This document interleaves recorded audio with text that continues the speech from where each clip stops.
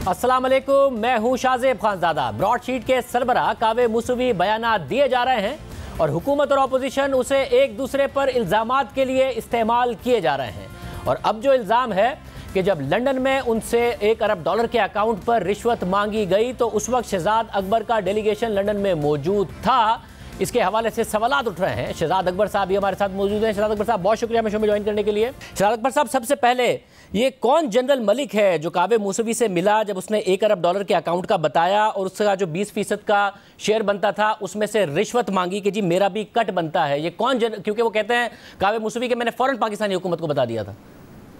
जी बिल्कुल। देखिए, दो चीज़ें हैं। ये जनरल मलिक एलिजिडली कौन है इसका हमें कोई इल्म नहीं है, क्योंकि जिस वक्त ये इंफॉर्मेशन रिले की गई थी through their lawyers to our lawyers जो हुकूमत पाकिस्तान के वकला थे, तो उसके जवाब में हुकूमत पाकिस्तान की तरफ से यहाँ पे इंटरनली चेक करने के बाद, बिकॉज उसमें इसने ये लिखा था कि नैब का रिप्रेजेंटेटिव बन के कोई शख्स इनको मिला है एलिजिडली, जिसने इनसे कोई रिश्वत भी मांगी है।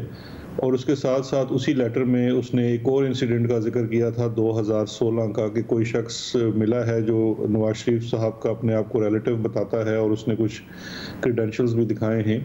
तो दोनों इंसिडेंट्स उसने सो कॉल्ड हमारे लॉयर्स को रिपोर्ट किए। हमारी तरफ से हमारे लॉयर्स ने फिर इसका एक जवाब भी दिया उनको और ये बताया कि हुकूमत पाकिस्तान की तरफ से हमारी यहाँ की जो इन्फॉर्मेशन है और जो हमने तहकीक की है उसके मुताबिक कोई शख्स भी ऑथोराइज नहीं था कावे मुसावी से मिलने के लिए या उससे कोई भी निगोशिएट करने के लिए, और ना ही कोई ऐसा डेलीगेशन या कोई ऑफिशियल यहाँ से नैब से गया और उससे मिला।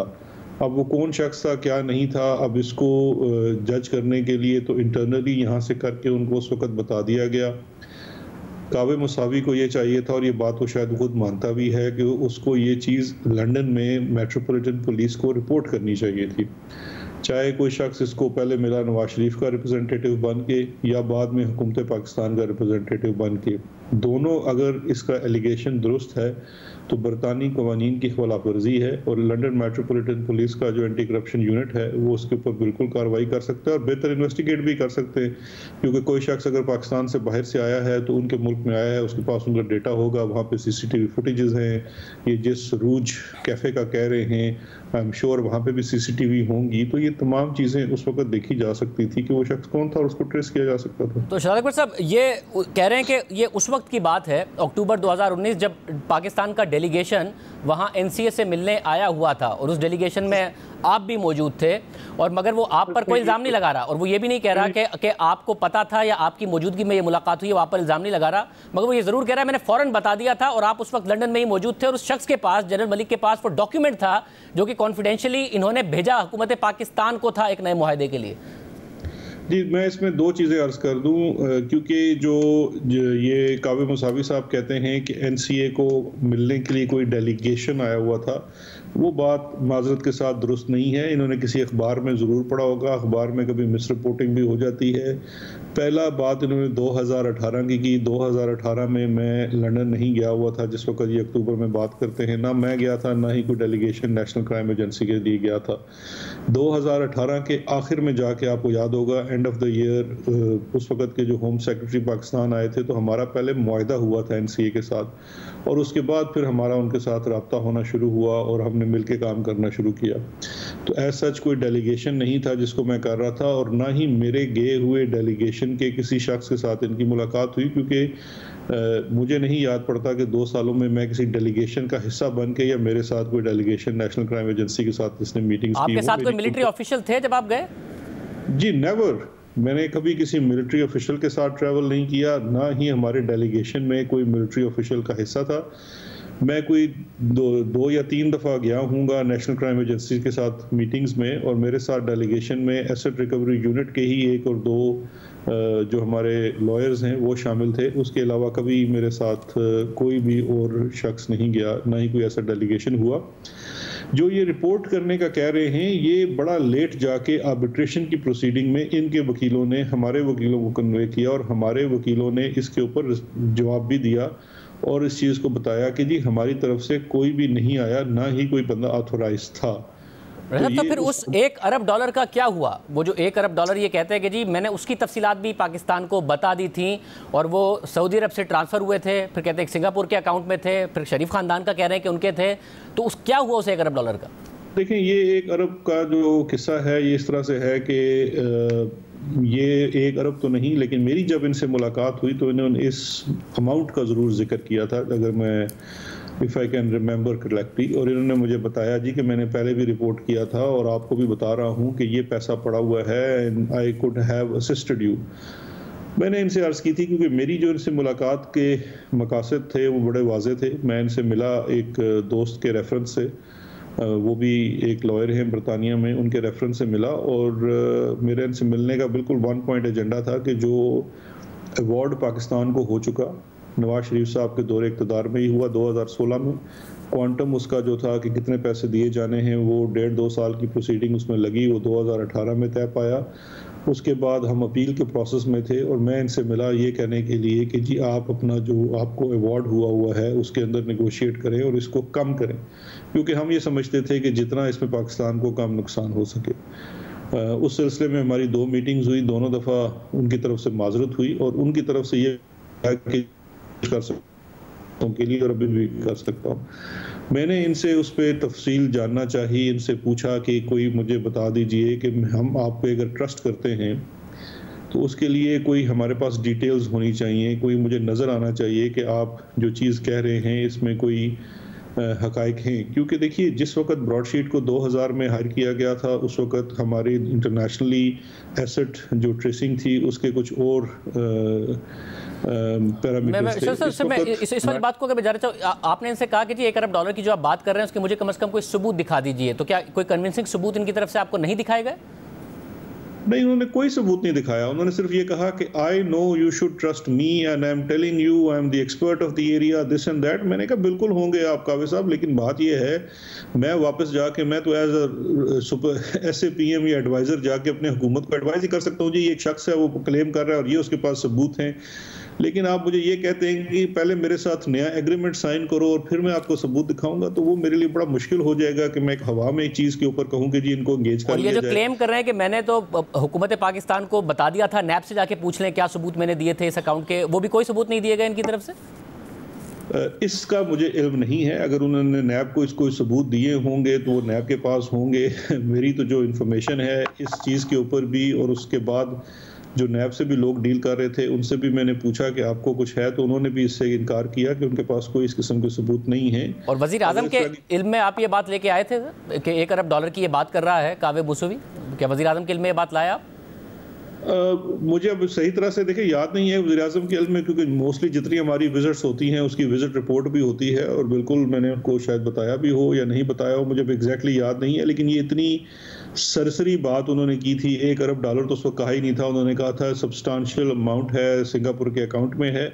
और ये कावे मुसावी पहले शख्स नहीं थे जिन्होंने हमसे बात की थी, 2-3 और लोग भी आए थे जिन्होंने हुकूमत पाकिस्तान को ये प्रपोजिशन किया था जी कि उनकी सर्विसेज इंगेज की जाए, और वो भी इससे मिलती जुलती बातें करते थे कि जी फलां मुल्क में किसी शख्स के और इसके इतने पैसे पड़े हुए हैं। तो मैंने सबसे एक ही बात पूछी थी कि आप अगर ये समझते हैं, ये आपके पास इंफॉर्मेशन है, तो आप इसकी डिटेल्स हमारे साथ शेयर कीजिए, फिर हम आपके साथ टर्म्स एंड कंडीशंस तय कर सकते हैं कि आपकी सर्विसेज को कंडीशनल फ़ी पे हायर किया जाना है या आपको इसमें कोई हिस्सा दिया जाए या आपको सिर्फ जो आपके चार्जेस हैं वो दिए जाएं। ये तब बातें होंगी जब आप हमें कोई चीज़ें दिखाएंगे। तो किसी भी शख्स ने हमें कोई उसके सबूत, कोई अकाउंट्स, कोई उसकी आइडेंटिफिकेशन, कोई डॉक्यूमेंट्स नहीं दिखाए कभी। और ज़फ़र अली QC ये एक बैरिस्टर हैं जो कावे मूसवी से मिले और उन्होंने कहा मैं पाकिस्तान जा रहा हूं, और फिर उन्होंने क्लेम किया कि वो पाकिस्तान में असद उमर से मिले, पाकिस्तान के अटॉर्नी जनरल से मिले, पाकिस्तान के लॉ मिनिस्टर से मिले, फिर वज़ीर आज़म इमरान खान से मिले, और इस $1 अरब के अकाउंट के हवाले से उन्होंने बताया, और फिर वो बाद में आपसे भी मिले और ये मुआहिदा बाकायदा तौर पर होने जा रहा था। और ये वही मुआहिदा है कि जब उन्होंने भेजा पाकिस्तान तो एक जनरल मलिक साहब लेके पहुँच गए इनके पास बरतानिया कि ये आपने भेजा है, हमसे डील करें और हमारा कट हमें दें। नहीं, ऐसा हरगिज़ नहीं है। मैं वो जो जनरल मलिक वाला और बरतानिया जाने वाला है उसका तो मैं नहीं, मेरे इल्म में नहीं है, तो मैं उस पर क्या बात कर सकता हूँ। लेकिन जो चीज़ मेरे इल्म में है वो बड़ी वाज़े से है कि जिस वक्त हमारी हुकूमत फॉर्म हो रही थी तो ये ज़फ़र अली साहब आए थे। और जिस तरह मैंने पहले अर्ज़ किया, ये वाहिद एक दो लोग नहीं थे, इसके अलावा 2-3 फर्म्स और भी आई थी। ये ज़फ़र साहब आए थे, इन्होंने पहली एक मीटिंग की, प्राइम मिनिस्टर से भी की, असद उमर साहब से भी की, मुझसे भी इनकी मीटिंग्स हुई। फिर हमने इन्हें कहा आप हमें प्रपोज़ल बना के दे दीजिए कि आप क्या करेंगे और कैसे करेंगे और इसके क्या टर्म्स एंड कंडीशंस होंगे। उन्होंने एक टर्म्स एंड कंडीशंस बनाई भी थी जो कि पाकिस्तान के लिए फेवरेबल नहीं थी, और वो ब्रॉडशीट से मिलता जुलता एक एग्रीमेंट था जो हमारे हक में नहीं था, क्योंकि वो उसमें टर्म्स बड़ी सख्त थी। सेकेंडली, आप पैसे कैसे ट्रेस करेंगे, आपकी कंपनी कौन सी है, आपकी फर्म कितनी बड़ी है, ये बारहा मैंने ज़फ़र अली साहब से पूछा था, वो भी वो बतलाने के लिए तैयार नहीं थे, क्योंकि वो कहते थे पहले एग्रीमेंट साइन कर लें फिर हम आपको सब चीज़ें बताएंगे। तो ये तो उनके पाकिस्तान होते ही हुए हमने उनसे माजरत कर ली थी कि जी थैंक यू वेरी मच, लेकिन वी आर नॉट इंटरेस्टेड। मगर वो अगस्त में आता है, यहाँ पर मुलाकातें करता है, वज़ीर आज़म से भी मिलता है, अक्टूबर में वो फिर आता है मूसवी से मिलने के बाद, और फिर अटॉर्नी जनरल से, लॉ मिनिस्टर से मुलाकात होती है, आपसे भी मुलाकात होती है। तो ये 2-3 महीने के फ़र्क से दोबारा मुलाकात होती है, और फिर वो मुआहिदा बाकायदा तौर पर आपको यहाँ पाकिस्तान में भेजते हैं कि जी इस पैसे को हमने कैसे रिकवर करना है और एक नया मुआहिदा करना है। जी बिल्कुल, टाइमलाइन कुछ इससे शायद मिलती जुलती हो, क्योंकि मेरी मुलाकात इन साहब से 2 दफ़ा हुई है। एक दफ़ा वो आए, इनिशियल मीटिंग थी, उन्होंने कहा हम करना चाहते हैं, हमने कहा जी बिल्कुल आप बताइए, अपना प्रपोजल दे दीजिए। फिर वो चले गए और वो दोबारा तशरीफ़ लाए और उन्होंने अपना प्रपोजल दिया, हमने उनका प्रपोजल को स्टडी किया, मेरी लॉ मिनिस्टर की, अटॉर्नी जनरल की आपस में डिस्कशन हुई। हम सब का ये ख्याल था कि ये कोई प्रपोजल इतना साउंड नहीं है और ये पाकिस्तान फिर से एक ऐसे ही ब्रॉडशीट जैसे मुआहदे में फंस सकता है जो हमारे इंटरेस्ट में नहीं है, तो इसलिए हमने उनसे माजरत कर ली। सब क्या क्योंकि मौसूवी क्लेम कर रहे हैं कि आप कुछ ताकतवर शख्सियात के कहने पर ज़फ़र अली क्यूसी से मिले, क्या ये दुरुस्त है? नहीं, ताकतवर तो शाहजेब, सुबह आप मुझे किसी को रिकमेंड कर दीजिए कि इस शख्स से मिल लीजिए और इसके पास बड़ा अच्छा प्रपोजल है पाकिस्तान की बेहतरी के लिए, तो मैं उससे भी मिल लूंगा, तो आप ताकतवर हो जाएंगे। और आप अकेले मिले या कुछ इंटेलिजेंस ऑफिसर्स की मौजूदगी में मिले? नहीं, मेरी मुलाकात तो ये लॉ मिनिस्टर और अटॉर्नी जनरल वगैरह के साथ हुई थी। और आपकी मुलाकात 6 अक्टूबर को होती है, और उनका क्लेम है कि 13 अक्टूबर को जनरल मलिक आते हैं और कहते हैं कि जी हमें कट चाहिए। जो सस्पेंसफुल जनरल मलिक का पता नहीं वो जनरल मलिक कौन है, लेकिन ये उनको कट चाहिए। जब एक मुआहदा हुआ ही नहीं, जब एक मुआहदे के ऊपर उनको साफ इनकार हो गया और अब उनको उस पर कट चाहिए, मेरा नहीं ख्याल कि ये कोई इतनी पक्की बात वो कर रहे हैं जिसके ऊपर उनको कट चाहिए। मतलब यानी अब इतना इस लेवल पर अगर हो रहा था कि असद उमर से मिल रहे हैं, आपसे मिल रहे हैं, अटॉर्नी जनरल से मिल रहे हैं, लॉ मिनिस्टर से मिल रहे हैं, बात कर रहे हैं कि जी सिंगापुर का एक अकाउंट है जिसमें ये पैसे ट्रांसफर, तो वज़ीर आज़म के इल्म में भी ये सारी बातें लाई गई थी या नहीं? जब असद उमर से और वज़ीर आज़म से इनकी मुलाकात हुई तो वो 2018 में इसकी मुलाकात हुई थी, ये जो ज़फ़र अली क्यूसी हैं, ये 2018 में शुरू में जैसे हमारी बिल्कुल नई गवर्नमेंट फाइल फॉर्म हुई थी, ये उस वक्त की बात है। और बल्कि उस वक्त इनकी जो मुलाकात हुई थी, शायद हमारी गवर्नमेंट अभी ओथ ले रहे थे या ले चुके थे, ये उन दिनों की बात है जब मुलाकात हुई थी। और उसके बाद जब मैं अपना ये मुझे पोर्टफोलियो दे दिया गया और हमने उसके बाद by the end of year asset recovery unit भी इस्टेब्लिश हो गया, तो फिर इनकी जो नेक्स्ट मीटिंग्स थी वो मुझसे हुई, 1-2 मीटिंग्स हुई। और उन मीटिंग्स के अंदर फिर ऑफ कोर्स चूँकि इसमें लीगल इश्यूज होते हैं, इंटरनेशनल एग्रीमेंट करना होता है, तो फिर लॉ मिनिस्टर और अटॉर्नी जनरल जो उस वक्त थे वो भी आए, उनके साथ बैठ के हमने बातचीत की और वो वही था। तो शहजाद अकबर साहब, जो ज़फ़र अली क्यूसी की कम्युनिकेशन है मूसवी के साथ, उसमें वो वाज़े तौर पर बता रहे हैं कि जी जो $1 बिलियन की बात है और जो अकाउंट की बात है मैं जाके पाकिस्तान में बताऊंगा, और मैंने वज़ीर आज़म को भी बताई है। जब वज़ीर आज़म के इल्म में ये बात आई थी और आपने बताया, आप खुद कह रहे हैं कि जब आप मिले तो आपने ये देखा कि इनके पास कोई सबूत नहीं है, सिर्फ क्लेम कर रहे हैं, तो फिर कावे मुसवी को कोट करते हुए वज़ीर आज़म ने कल कह दिया, मैंने उसका इंटरव्यू देखा है, वो $1 अरब की बात कर रहा है, देखिए पाकिस्तानियों का कितना पैसा बाहर है। वज़ीर आज़म को तो 1.5-2 साल पहले पता था कि ये झूठ बोल रहा है। आप लोगों से मुलाकात करके ज़फ़र अली क्यूसी गया था और वज़ीर आज़म इसी शख्स को कोट करके फिर बता रहे हैं कि जी मैंने इसका इंटरव्यू देखा और $1 अरब क्लेम कर रहा है। 2 चीज़ें यहाँ पे शाहज़ेब बड़ी ज़रूरी हैं क्लैरिफाई करना। एक तो ये है कि जिस वक्त हम ज़फ़र अली क्यूसी से मिले थे तो ज़फ़र अली क्यूसी ने कभी डिस्क्लोज़ नहीं किया कि उनका कोई भी राब्ता या ताल्लुक़ ब्रॉडशीट से है, और ना ही हमें ये बाद में कभी उनकी तरफ से आया कि ये इनका राब्ता या ताल्लुक़ कोई ब्रॉडशीट से है। फॉर द फर्स्ट टाइम जो हमें पता चला कि इनका कोई राब्ता ब्रॉडशीट से है वो तब था जब शायद 2019 में एक स्टोरी हुई जिसमें एक स्टोरी की एक बरतानिया के किसी अखबार ने की और एक स्टोरी शायद द न्यूज़ में मुर्तज़ा अली शाह ने की। 12 मई 2019 को मुर्तज़ा अली शाह की स्टोरी छपी जिसमें उन्होंने बताया कि जी एक और मुआहदा होने जा रहा है और दोबारा ब्रॉडशीट को हायर करने जा रहे हैं। जी, वो उस वक़्त की स्टोरी की बात है और उससे बहुत पहले ज़फ़र अली क्यूसी को इनकार कर दिया जा चुका था। लेकिन एक जो चीज़ जो मेरी इंफॉर्मेशन में उस वक्त आई थी और वो यही थी कि ये शायद इनका आपस में कोई राब्ता था, जो ज़फ़र अली और ब्रॉडशीट, बिकॉज़ बाद में जब मैंने इन दोनों चीज़ों को मिला के देखा तो वो जो चीज़ें ज़िक्र कर रहे थे सिंगापुर के अकाउंट का, क्योंकि ये दो मुख्तलिफ मौके पे सिंगापुर के अकाउंट का जिक्र किया गया और उस वक्त हमें ये इंप्रेशन दिया गया कि इनका आपस में कोई ताल्लुक नहीं है। एक मौका था जब ज़फ़र अली क्यूसी ने मुलाकात की तो उसने कोई जिक्र किया था कि जी सिंगापुर में कोई अकाउंट है, और जब उसके काफ़ी अरसे बाद मेरी मुलाकात हुई 2019 के एंड में इनसे, तो फिर इन्होंने उसका जिक्र किया, तो फिर ज़रा ये कड़ियाँ मिलती हुई नज़र आई। 12 मई 2019 को मुर्तज़ा अली शाह की स्टोरी है, उसमें भी वो उस वक्त कट की बात कर रहा है। मुर्तज़ा अली शाह ने अपनी स्टोरी में लिखा है कि जी कट के ऊपर ये मामला नहीं हुआ वरना एक नया मुआहदा होने जा रहा था। तो उसके बाद पूरे 2 साल में वज़ीर आज़म को नहीं पता था कौन साहब गए हैं जिन्होंने इस कावे मूसवी से पैसे मांगे हैं मेरी गवर्नमेंट के होते हुए, ये कौन है, कोई इन्वेस्टिगेशन वज़ीर आज़म ने नहीं कराई थी? भाई आप, मेरा ख्याल है आप मेरी बात तो मैं दोहरा देता हूँ बड़ी आपके साथ इज्जत के साथ। मैं आपको शुरू में बता चुका हूँ कि गवर्नमेंट ऑफ पाकिस्तान के जो लॉयर्स थे उन्होंने इन राइटिंग कन्वे कर दिया जो भी उस वक्त जो इनकी प्रोसीडिंग्स चल रही थी कि हुकूमत पाकिस्तान की तरफ से कोई नहीं गया और ना ही किसी को ऑथोराइज़ किया गया कावे मुसावी से इस चीज़ के ऊपर बात करने के लिए या दोबारा से कोई एग्रीमेंट करने के लिए। ये उनको कैटेगोरिकली जब उनकी कम्युनिकेशन हुई इसको बता दिया गया। ये तमाम लिटिगेशन उस वक्त अटॉर्नी जनरल ऑफिस, उनके अंदर एक इंटरनेशनल आर्बिट्रेशन यूनिट है वो, और नैब डायरेक्टली डील कर रहे थे सब। और तो फिर उन्होंने ये मुआहदा कैसे भेज दिया वहाँ से? अगर आपको नहीं पता था कि ज़फ़र अली क्यूसी ब्रॉडशीट के बिहाफ पर आप लोगों से बात कर रहे हैं तो उन्होंने ये सारा मुआहदा कैसे भेज दिया? नहीं, ब्रॉडशीट का तो कोई मुआहदा हमारे पास नहीं आया। हमारे पास जो मुआहदा आया और वो आया ज़फ़र अली क्यूसी की तरफ से, और उसने प्रपोज किया। जब उस ज़फ़र अली क्यूसी ने कहा कि जी वो अपना प्रपोजल लाया तो हमने उससे 2 चीज़ें मांगी। एक ये कि आप हमें अपनी टीम के बारे में बताइए, अपना पूरा इंफ्रास्ट्रक्चर बताइए कि आप कितनी बड़ी फर्म हैं, आपके लिए कौन इन्वेस्टिगेटर्स हैं, क्या आप मेथड्स इस्तेमाल करते हैं, सेकेंडली टर्म्स एंड कंडीशंस क्या होंगी आपकी इंगेजमेंट की। तो उसके नतीजे में उन्होंने हमें एक मुआहदा भेजा और साथ हमें उन्होंने बाकी जो हमने डिटेल्स मांगी थी वो नहीं बताई। वो फिर जब हमारी मीटिंग्स हुई उसमें भी उन्होंने नहीं बताया। उन्होंने कहा जी कि हम अपने जो लोग हैं उनकी आइडेंटिटी शो नहीं करते। मतलब ये आदमी फिर वजीर आजम तक कैसे पहुंच गया कि इसकी वजीर आजम तक से मुलाकात हो गई? आप जैसे स्मार्ट लोगों से मिल लिया था, आप जज कर चुके थे कि जी ऐसी कोई बातें इनके पास है नहीं, वजीर आजम से मिल लिया।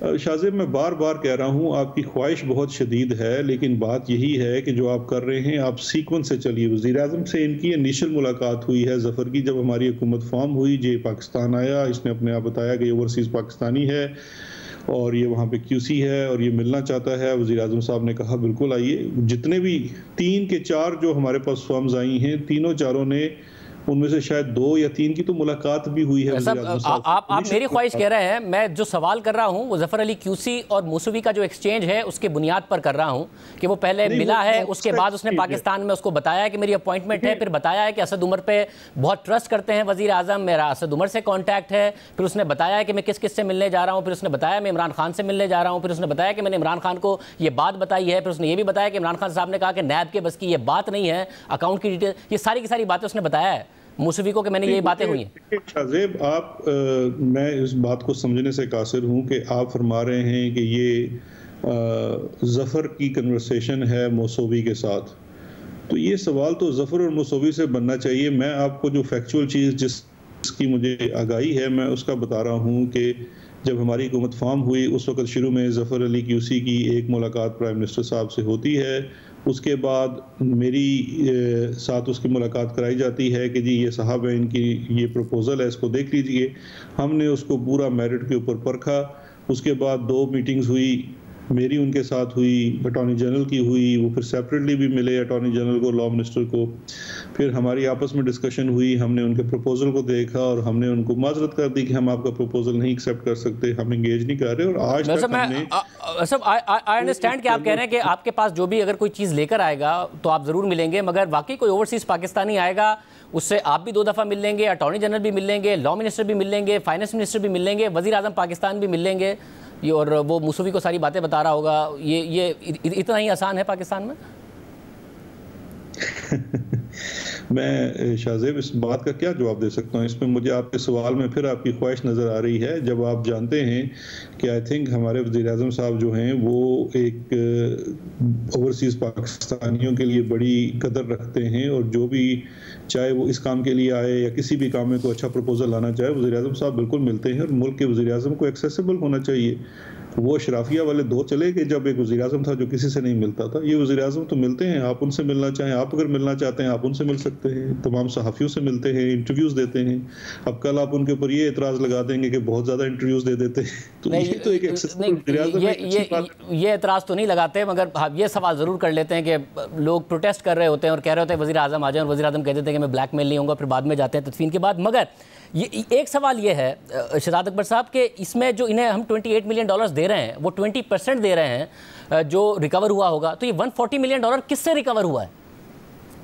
ये तो अब आपको जो उस आर्बिट्रेशन को खोलना पड़ेगा कि उस आर्बिट्रेशन के फैसले के अंदर है वो क्या डिटेल्स है, किसके एवज दिया गया है। अगर एक आर्बिट्रेटर्स ने एक अवार्ड किया और फिर वो अपील के प्रोसेस से भी गुजरा तो रिकवरीज तो हुई हैं, उस रिकवरीज होने के बाद ही ये पैसे उनको दिए जा रहे हैं हुकूमत पाकिस्तान ने। और ये सवाल बिल्कुल बनता है कि ये जो आप कह रहे हैं कि हम देने जा रहे हैं, ये इसकी डिटर्मिनेशन कि इनको पैसे दिए जाने हैं वो 2009 से लेके 2016 तक की कार्रवाई हुई।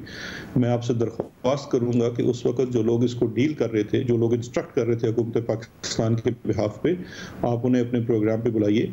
उस वक्त के जो अटॉर्नी जनरल थे, बिकॉज अटॉर्नी जनरल ऑफिस तमाम इंटरनेशनल आर्बिट्रेशंस को देखता है, उनको बुला लीजिए, उनसे पूछ लीजिए कि ये कैसे हुआ, किस चीज़ के एवज दिया गया।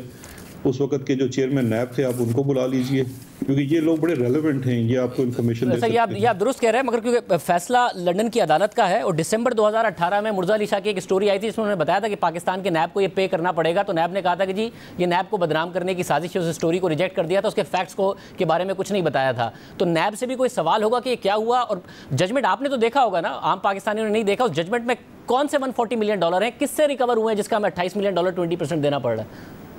शाहजेब, अगर उस जजमेंट की चीज़ें कुछ उसके अंदर लिखा हुआ है, अगर हम फ़र्ज़ कर लेते हैं, तो वो जो कावे मुसावी भी कह रहा है कि ये जजमेंट जो है कॉन्फिडेंशियलिटी है, तो आप ये चाह रहे हैं कि मैं कॉन्फिडेंशियलिटी आपके शो पे बैठ के ब्रीच कर दूं? नहीं शहजाद अकबर साहब, कावे मुसावी तो आपको चैलेंज कर रहा है, उसने कल के प्रोग्राम में चैलेंज किया कि मैं अपनी तरफ से ऑथराइज करता हूं और इजाजत देता हूं अपनी तरफ से एज द अदर पार्टी कि इस जजमेंट को पब्लिक कर दें। शाहिद खान अब्बासी साहब ने कहा कि जजमेंट को पब्लिक कर दें, तो आप कर दें? शाहिद खान अब्बासी साहब से पूछ लीजिए, 2016 से लेके 2018 तक जब कार्रवाई हुई तो बीच में 2 साल ये वजीर आजम थे, फैसला भी शायद इन्हीं के टाइम में आ गया हो, तो शाहिद खान अब्बासी साहब को तो बहुत ज्यादा इल्म होगा। तो शहजाद अकबर साहब, अगर आप जजमेंट पब्लिक कर देंगे तो शाहिद खान अब्बासी को बुला के हम सवाल पूछ लेंगे, उसमें लिखा होगा, वो खुद ही कह रहे हैं पब्लिक कर दें, कावे मुसवी भी कह रहे हैं पब्लिक कर दें। शाहजेब, मैं आपसे बहुत बसद एहतराम अर्ज करना चाहता हूँ कि मैं समझता हूँ आप इसमें बहुत ज़्यादा आप कोशिश कर रहे हैं, लेकिन अगर पाकिस्तान की एज अ स्टेट कोई रिस्पॉन्सिबिलिटीज़ हैं, अगर आज मैं बग़ैर कानून को और बग़ैर कानूनी मशवरा लिए जजमेंट की कोई चीज़ों को पब्लिक कर देता हूँ, तो जिस किस्म का कावे मुसावी शख्स है, माजी में भी वो इस तरह की गलतियों का फ़ायदा उठा के उसने ये पैसे क्लेम कर लिए हैं, तो कल को पाकिस्तान को और भी मुसीबत हो सकती है। मतलब उसको ऑन रिकॉर्ड वो परमिशन दे चुका है, आपको ऑन रिकॉर्ड कह रहा है कि मेरी तरफ से एज द अदर पार्टी मैं कह रहा हूं कि हुकूमत पाकिस्तान पब्लिक कर दे। आप पाकिस्तान के चोटी के एंकर्स में से हैं, एक लीगल इशू के ऊपर ऑन एयर किसी ने इजाजत दे दी, क्या वो उसका फोरम है? अगर उसने इजाजत दी है, वो इजाजत लेके दोनों पार्टियों को कोर्ट के पास जाना पड़ता है और कहते हैं कि जी म्यूचुअल कंसेंट से कॉन्फिडेंशियलिटी खत्म कर दे, तो फिर क्यों खत्म हो सकती है? तो आप ये करेंगे? पाकिस्तानी हुकूमत एज अ हुकूमत पाकिस्तान में आपसे पूछ रहा हूँ, क्योंकि आपका क्लेम है कि इसने अशराफिया को एक्सपोज किया है, वजीर आजम का क्लेम है, तो अशराफिया की एक एक डिटेल आ जाएगी अवाम के सामने कि कैसे एक्सपोज हुआ है। नून लीग कह रही है, कावे मुसवी भी कह रहे हैं।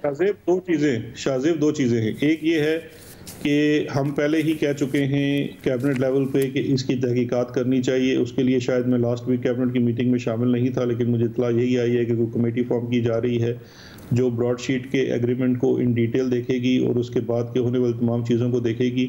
उसके अंदर जो इसका ऑर्डर है उसको पब्लिक करने की बात भी डिस्कस होगी, और अगर ये समझा जाए कि इसको पब्लिक करना है तो फिर हम उसको अप्रोच भी कर सकते हैं जो कोर्ट है लंदन में कि जी हम इसको पब्लिक करना चाहते हैं। तो ये तमाम चीज़ें उसका वही अप्रोप्रिएट फोरम है और उसके ऊपर बिल्कुल करनी चाहिए, और मैं आपके साथ एग्री करता हूँ कि ये करनी चाहिए, बिकॉज ये चीज़ें जब बंद दरवाज़ों में रहती हैं तो फिर बहुत सारे शुबात भी पैदा होते हैं। जब एक चीज़ हमारे दौर से पहले हुई, जिसने एग्रीमेंट किया वो हमारे दौर से पहले था, बाद में जो आर्बिट्रेशन की प्रोसीडिंग्स हुई हमारे दौर से पहले था, जब उसका अवार्ड आया हमसे पहले था, उसका क्वांटम हमसे पहले हुआ, तो पाकिस्तान तहरीक इंसाफ को तो इसके अंदर कोई किसी किस्म का हेजिटेशन नहीं होना चाहिए इसको पब्लिक करने में। और शाहद अकबर साहब, आपने प्रेसर में कहा कि अंजुम के हवाले से कि जी भतीजा भांजा नहीं है, जर्मनी का तो सदर है और इनको चाहिए कि बरतानिया में इसके खिलाफ केस करें, मुसूवी के खिलाफ शरीफ ख़ानदान। अब ज़ाहिर है वो पाक फ़ौज के हवाले से बात कर रहा है, इंटेलिजेंस का अफसर कह रहा है, तो क्या हुकूमत पाकिस्तान भी केस करेगी कि जी पाक फ़ौज को बदनाम कर रहा है? देखिए, दो बड़ी एक सिंपल सी चीज़ है। मैंने कहा जी 2 इल्ज़ामात इसने लगाए हैं। एक इल्ज़ाम लगाया है कि जी एक अंजुम डार नामी शख्स ने उसको रिश्वत ऑफ़र की और एक किसी जनरल मलिक नामी शख्स ने इससे रिश्वत मांगी। दोनों काम लंदन में हुए हैं। मैंने शरीफ फैमिली को कहा है कि जी आप वहाँ पे अप्रोच कर सकते हैं लंदन मेट्रोपॉलिटन पुलिस को, बिकॉज ये तो एक क्रिमिनल ऑफेंस है। करना तो कावे मुसावी को था, उसने नहीं किया। नहीं, उसने किया। उसने मुर्जा अली शाह को इंटरव्यू में बताया कि मैंने एनसीए को भी बताया था पाकिस्तान के साथ साथ, मगर एनसीए ने भी कुछ नहीं किया। तो अब आप बताएं ये क्लेम कितना दुरुस्त होगा कि वहाँ क्राइम है और एनसीए ने भी कुछ नहीं किया? ये वैसे बड़ी हैरत की बात है कि कावे मुसावी अकेला ही क्रूसेड कर रहा है। उसने पाकिस्तान को बताया, उन्होंने भी कुछ नहीं किया। उसने एनसीए को भी बताया, अंजुम डार के हवाले से उसने बताया कि मैंने दोनों को बताया, कुछ नहीं किया। एनसीए को भी देखना चाहिए, बिल्कुल। मैं तो मेरी अगर एनसीए से मुलाकात होगी तो मैं उनसे पूछूंगा। लेकिन ये देखें, एक सिंपल सी बात है, क्रिमिनल ऑफेंस है, उनको इसके ऊपर करना चाहिए। चले एनसीए को रिपोर्ट उसने की, उसने नहीं किया, हम कर देते हैं। 2 पार्टियां इस वक्त हैं, एक हुकूमत पाकिस्तान, एक वो है। मैं तो अपनी जाती काविश में कह रहा हूँ कि जी मैं इसको रिपोर्ट करने के लिए तैयार हूँ लंदन को, कि इन दोनों मामलात को देखा जाए। और शाहद अकबर साहब, आप फिर यही कहिएगा कि जो दूसरा मुआहदा और $1 अरब ये जितने भी ये क्लेम कर रहे हैं कि जी थे और कुछ नहीं किया हुकूमत पाकिस्तान ने, मैंने सारी डिटेल्स दे दी थी, गलत बयानी कर रहे हैं? नहीं, देखिए, जो वो कहते हैं जी कि $1 अरब का क्लेम कह देना। अब आप मुझे बताइए शाहजेब, आप मुझे कह दें कि जी $1 अरब कहीं पड़ा हुआ है और आप मेरे साथ मुआहदा कर लें, तो मुझे कम से कम उसकी को तफसील तो बताएंगे ना। ठीक है शाहद साहब, बट वज़ीर आज़म से भी कहिएगा कि कावे मुसूवी का इंटरव्यू सुन के कौम से खिताब ना कर दिया करें, तफसील तो ज़रा जान लिया करें। वज़ीर आज़म साहब का जो ट्वीट था वो बिल्कुल वाज़ेह है। तकरीर थी कल तकरीर की उन्होंने, तकरीर में कावे मुसूवी का $1 अरब के क्लेम का जिक्र किया है। नहीं, $1 अरब के जो क्लेम का जिक्र किया है वो उसको एक मिसाल के तौर पे कह रहे हैं कि एक शख्स ये भी कह रहा है, लेकिन मेरा ये ख्याल है कि आपकी भी ख्वाहिश बहुत शदीद है कि किसी तरीके से उन फैक्ट्स को तोड़ मरोड़ के किया जाए। तो मेरी भी आपसे दरख्वास्त है। तोड़ मरोड़ नहीं, मैं तो आपके सामने सवालात रख रहा हूँ, अकेले थोड़ी बैठ के बातें कर रहा हूँ जो तोड़ मरोड़ के बात करूंगा। मैं तो आपके सामने फैक्ट्स रख के, तारीखों के साथ और स्टेटमेंट के साथ सवाल कर रहा हूँ शाहद अकबर साहब। मैं भी ऐसे ही आपको जवाब दे रहा हूँ मेरे भाई, बिल्कुल। बहुत शुक्रिया शाहद अकबर साहब की गुफ्तगू आपने सुनी। वज़ीर आज़म ने कल क्या कहा था, सुनिए।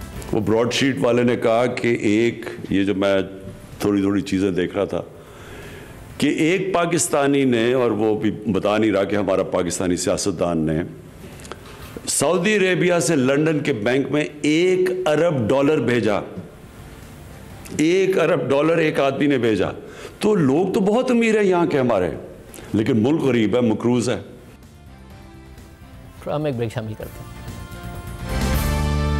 पीडीएम ऐलान कर चुकी है कि 19 जनवरी को इलेक्शन कमीशन के बाहर एहतजाज किया जाएगा। ओपोजिशन जमातों का मुतालबा है कि election commission PTI foreign funding case का फैसला जल्द करे। दूसरी जानिब इलेक्शन कमीशन की स्क्रूटनी कमेटी को जमा कराए गए हालिया जवाब में तहरीक इंसाफ ने मौक़िफ़ इख्तियार किया है कि एजेंट्स की जानिब से जमा कराई गई कोई भी कलेक्शन जिस पर सवाल उठाया जा सके वो पार्टी की जानिब से दी गई जिम्मेदारियों और हिदायत के दायरा कार से बाहर है। अगर एजेंट्स इन हिदायत से तजावुज़ करते हैं, पार्टी को बताते नहीं हैं और वसूलशुदा फंड्स भी नहीं भेजते, तो पार्टी ना ही इसकी जवाबदेह होगी और ना ही तस्दीक या तस्लीम करेगी। हकीकत यह है कि पार्टी को ना ही इसका इल्म होता था और ना ही ऐसी कोई रकम वसूल की। पीटीआई ने अपने जवाब में मजीद कहा कि बैरून मुल्क मुक़ीम पार्टी एजेंट्स बयान हल्फी जमा करा चुके हैं कि उन्होंने Tehreek Insaf fund collection policy पर अमल किया है और बैरून मुल्क रहने वाले पाकिस्तानियों से हासिल की गई रकम बाकायदा बैंकिंग चैनल के जरिए पार्टी को ट्रांसफर की है। नून लीग की नायब सदर मरियम नवाज ने इसके बाद वजीर आजम इमरान खान पर शदीद तनकीद की, ट्वीट किया और 19 जनवरी को एहतजाज की कॉल दोहराई इलेक्शन कमीशन के बाहर। हमारे साथ बानी रहनुमा तहरीक इंसाफ अकबर इस बाबर साहब मौजूद है। अकबर इस बाबर साहब, बहुत शुक्रिया। और साहब, आप पार्टी में रहे हैं, अब ये बात कैसे वाकई अगर कोई एजेंट खिलाफ वर्जी कर रहा है, पार्टी ने रूल्स बना दिए हैं, तो इमरान खान साहब को या यहाँ के पार्टी के रहनुमाओं को कैसे पता होगी? जहाँ तक ये एजेंट्स का मामला है, जो लेटेस्ट उन्होंने दस्तावेज़ जमा कराई है, इधर से ये निकला है कि इन्होंने कहा है कि जो हमारे जो 2 एजेंट्स हैं, अगर तो अमेरिका में अगर उन्होंने कोई गैर कानूनी फंडिंग की तो हम जिम्मेदार नहीं है। ये पहली दफ़ा ये मौक़िफ़ अपनाया और मुकम्मल तरदीद है 6 साल से जिस मौक़िफ़ की जिसमें वो कहते थे कि गैर कानूनी फंडिंग हुई नहीं। दूसरी बात, ये जो 2 एजेंट्स हैं, ये थोड़ा सा लोगों को कन्फ्यूज़ करने वाली है। ये 2 कंपनियाँ हैं, 59756160, ये अमेरिका में 2 कंपनियां बाकायदा रजिस्टर हुई हैं, इमरान खान के दस्तखतों से हुई हैं। इमरान खान उनके बोर्ड ऑफ डायरेक्टर्स वगैरह को चेंज करते रहे हैं और वो तमाम डॉक्यूमेंटेशन जो है उसका जो मरकज़ी हेड ऑफिस है उन कंपनियों का, वो PTI का सेंट्रल ऑफिस है, वो एड्रेस दिया हुआ है। तो ये जो 2 एजेंट्स हैं कि ये 2 शख्स हैं, शायद अशखास हैं जिन्होंने शायद कोई गैर कानूनी फंडिंग की, ऐसी बात नहीं है। ये 2 कंपनियाँ हैं, उस कंपनी के बाकायदा डायरेक्टर्स हैं, उनके रूल्स हैं, बिजनेस हैं, और वो तमाम PTI ने तय किए और उनके तमाम अकाउंट्स वो डिस्क्लोज जो नहीं करते वो PTI के पास मौजूद हैं, उनकी बैंक अकाउंट्स अमेरिका में। मगर अगर PTI ने रूल्स बना दिए और आगे से खिलाफ वर्जी की गई तो इन्हें कैसे पता चलेगा? यहाँ इमरान खान को कैसे पता होगा कि जी खिलाफ वर्जी हो रही है? पार्टी एक्सपैंड कर रही है, भरपूर अंदाज में ओवरसीज पाकिस्तानी अगर पैसे भेज रहे हैं। क्योंकि 6 साल से तो मैंने केस किया हुआ है ना। 6 साल से तो मैंने तो 2011 में इनको 7 सफ़े का ख़त लिखा, उसमें लिखा कि इलीगल फंडिंग हो रही है, इन कंपनीज़ के ज़रिए हो रही है, हुंडी के ज़रिए पैसा आ रहा है, वो तो मिडल ईस्ट से है और जगहों से है, लेकिन यहाँ अमेरिका से एक गैर कानूनी काम हो रहा है। तो मैंने तो निशानदेही कर दी। फिर 6 साल पहले मैंने केस किया, जब केस में ये तमाम तफसीलात आ गई कि ये गैर कानूनी काम हो रहा है, कंपनियों से फंडिंग हो रही है, गैर मुल्कियों से फंडिंग हो रही है, 2 कंपनियाँ रजिस्टर की हैं जो गैर कानूनी है, ये कंपनियां इलेक्शन कमीशन से छुपाई गई, इनको डिस्क्लोज नहीं किया गया, रिवील नहीं किया गया, ये एक और जुर्म है। फिर उसके बाद आपने उसी कंपनियों के जरिए मजीद अमरीकी कंपनियों से फंडिंग ली है और ऐसे ममालिक और जगहों से लोगों की फंडिंग आई जैसे हमारे दोस्त भी नहीं है। तो ये कहने का मकसद है कि इनके मुकम्मल इल्म में थी। ये वही बात है कि जिस तरह डॉलर गिर जाता है तो वो या रुपए गिर जाता है और डॉलर अचानक ऊपर चला जाता है तो वो कहते हैं मुझे तो पता ही नहीं था।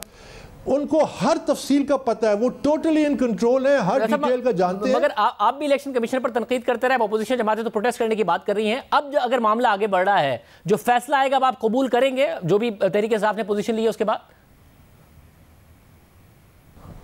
हरगिज़ नहीं, हम अंडर प्रोटेस्ट वहाँ बैठे हुए हैं। हमें वहाँ 23 बैंक अकाउंट जो स्टेट बैंक की इंस्ट्रक्शंस पे निकली है वो हमें लिख के देते हैं कि जी PTI इस पे एतराज़ करता है इसलिए हम आपको नहीं देंगे। PTI ने जितने फाइनेंशियल डॉक्यूमेंट्स इंस्ट्रूमेंट जमा कराए हमें नहीं देते, हमें तो बिल्कुल अंधेरे में रखा हुआ है। हम उनको कहते हैं, जिस तरह इलेक्शन कमीशन ने 27 अगस्त को उनको कहा आप ऑथेंटिकेट करें, हमने एविडेंस दिया है आप उसको ऑथेंटिकेट करें। आप मुझे बताएं कि वो ऑथेंटिकेट क्यों नहीं करते? उसकी भी पीछे वजह है कि चूंकि वो एविडेंस सॉलिड है, जब वो ऑथेंटिकेट करते हैं तो हमारे इल्जामात में मोहर लग जाती है, फिर उसके बाद तो फैसले में कितनी देर रहेगी।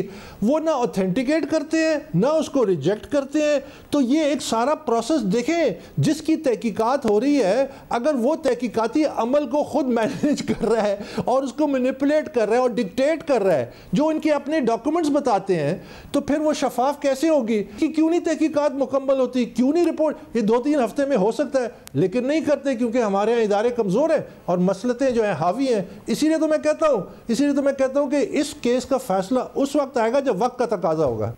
बहुत शुक्रिया। प्रोग्राम में ब्रेक शामिल करते हैं। हुकूमत ने शुगर मिल मालिकान की शिकायत का जवाब दे दिया है। 7 जनवरी को शुगर मिल मालिकान ने वजीर आजम को खत लिखा और कहा कि क्रशिंग सीजन जल्द शुरू करने की वजह से चीनी की पैदावार मुतासिर हुई है। साथ ही दावा किया था कि गन्ना 270 से 300 रुपए में खरीदा जा रहा है, इसलिए चीनी की कीमत 100 रुपए से बढ़ने का खदशा है और फिर चीनी मुख्तलिफ शहरों में 100 रुपए की भी हो गई। शुगर मिल मालिकान के इस दावे पर अब हुकूमत का जवाब आ गया है। वजारत सनअत व पैदावार के मुताबिक ये इल्ज़ाम हक़ाइक़ के बरक्स है कि रिकवरी कम होने के बायस चीनी की पैदावार मुतासिर हुई, क्योंकि पंजाब के केन कमिश्नर मुख्तलिफ औक़ात में तमाम रीजन्स में गन्ने की रिकवरी को चेक करते रहे हैं और उन्होंने बताया कि 6 नवंबर को क्रशिंग सीजन शुरू होने से पहले जनूबी पंजाब में गन्ने का रिकवरी रेट 10.01% था। इसके अलावा उन्होंने मौक़िफ़ अख्तियार किया कि सूबाई हुकूमतों की तरफ से गन्ने की कम से कम कानूनी सपोर्ट प्राइस 200 रुपए फी मन है। इसे ज़्यादा से ज़्यादा कानूनी सपोर्ट प्राइस हरगिज़ नहीं समझा जा सकता। इसके बावजूद सूबाई हुकूमतों से दरख्वास्त की गई कि गन्ने की कीमतों में इस्तेहकाम रखें। पंजाब के केन कमिश्नर ने बताया कि शुगर मिल मालिकान की तरफ से काश्तकारों को दी गई बैंक की रसीदों के मुताबिक 40 किलो गन्ने की औसत कीमत 300 रुपए नहीं है बल्कि 220 रुपए अदा की गई है। मुल्क में एक बार फिर चीनी की कीमत 100 रुपए फी किलो तक पहुंच गई है। शुगर माफिया सरगर्म है। हुकूमत sugar committee, sugar commission, competition commission की रिपोर्ट्स का क्रेडिट लेती रही है, मगर शुगर माफिया के खिलाफ ठोस एक्शन लेकर कीमतें नीचे नहीं ला पा रही है। सारिफ को रिलीफ नहीं मिल रहा और मुल्क और अवाम को अरबों रुपए का नुकसान अलग हो रहा है और मजीद नुकसान होने का खदशा है। प्रोग्राम एक ब्रेक शामिल करते हैं। तालीमी इदारे 18 जनवरी से खुलेंगे या नहीं, हतमी फैसला कल तक किया जाएगा। वफाकी वज़ीर तालीम शफकत महमूद ने ट्वीट किया है कि तालीमी इदारे खोलने से पहले कोरोना की सूरत हाल का जायजा लेने के लिए कल सूबाई वज़राए तालीम और वज़राए सेहत की मीटिंग होगी। मैं चाहता हूँ कि तालीमी सिलसिला शुरू हो जाए, मगर हतमी फैसला सेहत की सूरत हाल देख कर होगा। बच्चों की सेहत हमारी तरजीह है। हुकूमत 18 जनवरी से 3 मराहिल में तालीमी इदारे खोलने का ऐलान कर चुकी है। इस वक्त सूरत हाल ये है कि मुल्क में गुज़िश्ता 24 घंटों में 3097 केसेस सामने आए हैं, जबकि मस्बत केसेस की शरह 7.4% रही है। 18 दिसंबर के बाद पहली बार 3000 से ज़ायद केसेस रिपोर्ट हुए हैं। एहतियात कीजिए, मास्क पहनिए। इजाज़त दीजिए, अल्लाह।